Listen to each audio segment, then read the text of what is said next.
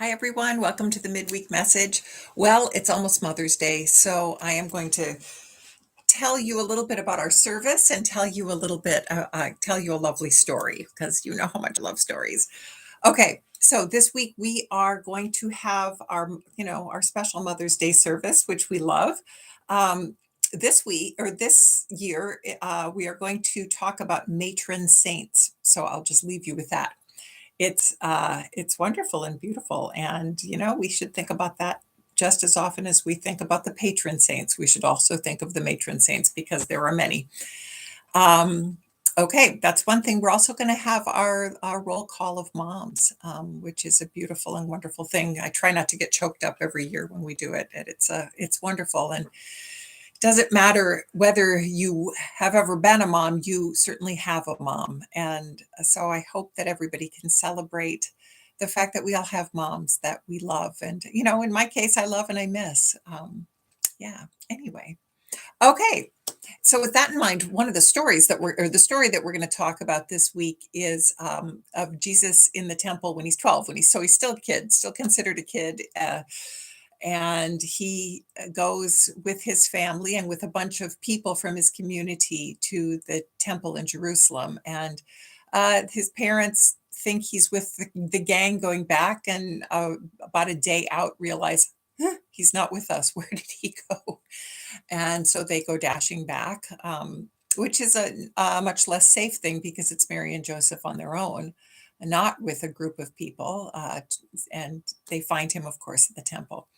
But that's the part that's not I mean, that's part of the story. I hope that you will, enjoy that story from the perspective of the parents and especially of the mama of Mary. So, there's another thing to think about for this week. And last of all, I want to tell you a story.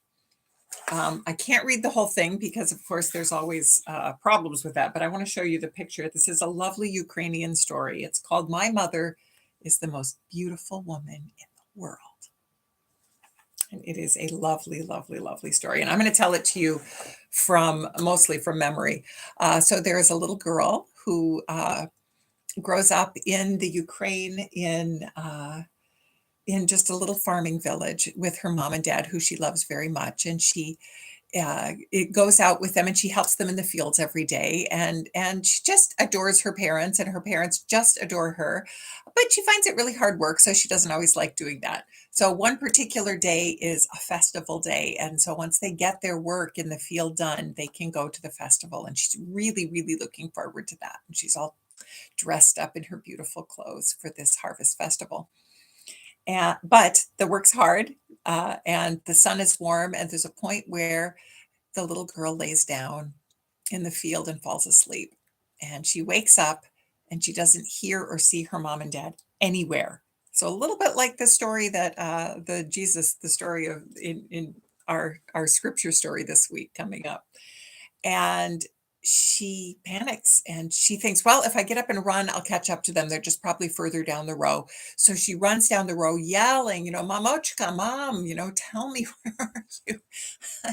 and and she calls for her parents and she can't find them, and she becomes increasingly, upset and panicked, and she finally runs into the village, and she's so upset she can't even talk, and she's been running so she's out of breath, and people see her, but it's not the usual people because everybody's there for the harvest festival. So somebody says to her, "What's wrong?